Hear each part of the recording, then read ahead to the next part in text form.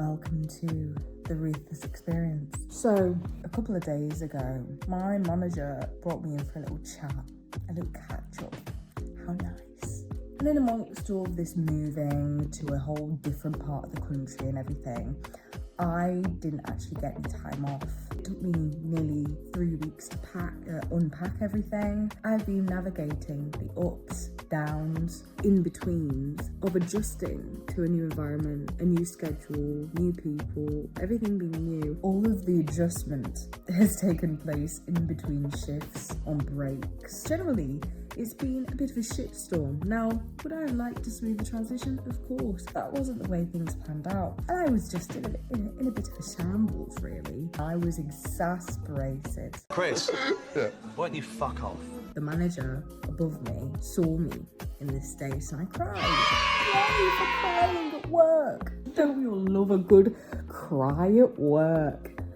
Yeah, so he only went and told the store manager that, what was it? I was out of sorts. That was the phrase that he used, the exact phrase. So my store manager approached me and he was like, "Oh Ruth, I've heard that you're a little bit out of sorts." I explained everything to him and he was like, "Oh yeah, I completely understand. It's an entirely new environment. I can totally see your frustration. I just want to make sure that everything's okay." He basically insinuated that I might have been a little bit mentally unstable. He recommended to me company helpline, this mental health helpline, you could call it 24/7. Obviously the focus was on how I, a normal person, would appreciate the care and concern that a manager would show to his or her colleague. But because it's me, my little ass brain was going, "No, how dare you insinuate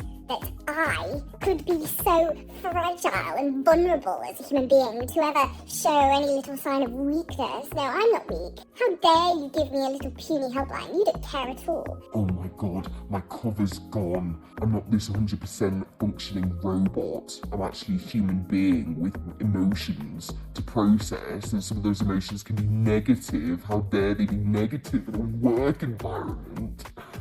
oh. The little voice in my brain wanted to shout at him and go, "Yeah, How are you, Mr. Bossman? How are you? How's your life going? Is your life great? Is your life amazing? Oh, I'm sure it is. How about you tell me about all the problems going on in your life? How's your marriage and how are your kids? Any of your kids doing okay?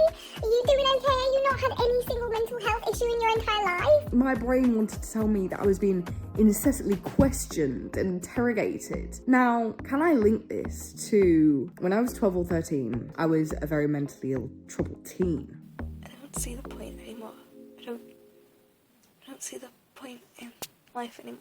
A capital T for troubled. I used to self-harm and I used to be very, very mentally unwell. And I used to post about it on social media. And I had quite a few mates who used to follow my social media. There was this RE teacher. Oh yeah, very chill. Oh yeah, I'm so relatable. I'm not just any teacher. I'm the cool teacher. I talk to the kids like they're my mates. Bald. Taught RE. He gets him into his office. Somebody grassed on me, right? "I've heard that you have been posting very alarming things on social media." And I was like, oh my god. Thank God, somebody's gonna save me. And so I opened up about all of my problems and all of the shit going on in my head. In an instant, he said, "Unfortunately, because this is a safeguarding issue and because you've been talking about taking your own life, we're gonna have to tell your parents about it." I saw my life dance before my eyes, you know what I mean? I thought I was gonna get a truly enormous shitstorm brought down on me by my parents. So you know what I did? I cried and I begged him, "Please don't tell my parents, it's gonna ruin my life." I told my parents. It blew my entire cover to the people who knew me and cared about me of me pretending that I was fine. Every time that somebody in a position of authority above me has caught a whiff that I am not indeed fine, it has sent a extremely defensive shockwave through my system. My brain has the tendency to then want to shit sling. Why is all the attention pinned on me?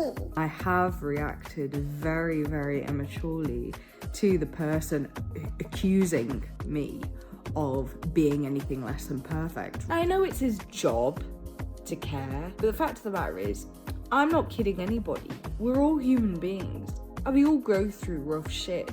Think about the alternative. Think about if it wasn't a requirement for him to care. And think about if I was really drowning. And think about if all of this got to a point where it would affect my performance at work and nobody said anything because nobody cared. Imagine how lonely that would be. Imagine how isolating that would be. Imagine how futile that would be. I just accepted, yeah, it has been hard. I'm not gonna hide that I am struggling. I'm not gonna accuse anybody of trying to target me or trying to make me look bad, because it's the fucking truth. Emotionally well-adjusted people understand that shit happens. Isn't that part of the human experience, to want to help others? There's no nefarious intent behind it. It felt still like a little attack in my head. The wounded part of me still felt like it was a little attack, but I ignored that and I accepted the help that I was given with grace, and I did not interpret it as condescending, even though I really, really wanted to. I get it now. How are you ever gonna become a better person if you don't accept the help that you are given when you actually need the fucking help? So much time I spent in my life rejecting the help that was given to me because I was scared. I feared it. I was suspicious of it. Of course, I'm not going to call the fucking helpline because my pride is still too high for that shit. I'm at a point now where I've been accepting of the good that comes from people. I don't resent that part of me for wanting to kick back. I really don't. I understand it. I say, hello.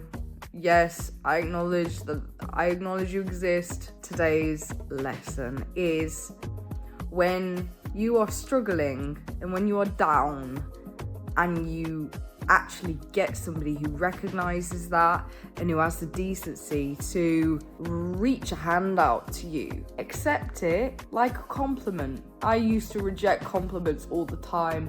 It's like the difference between rejecting compliments and accepting compliments. Somebody goes out their way to give you a compliment, just accept it and move on. You know, you don't have to agree with it. You don't have to be all itty-bitty, oh, but I'm not really like that. Oh, they don't know that.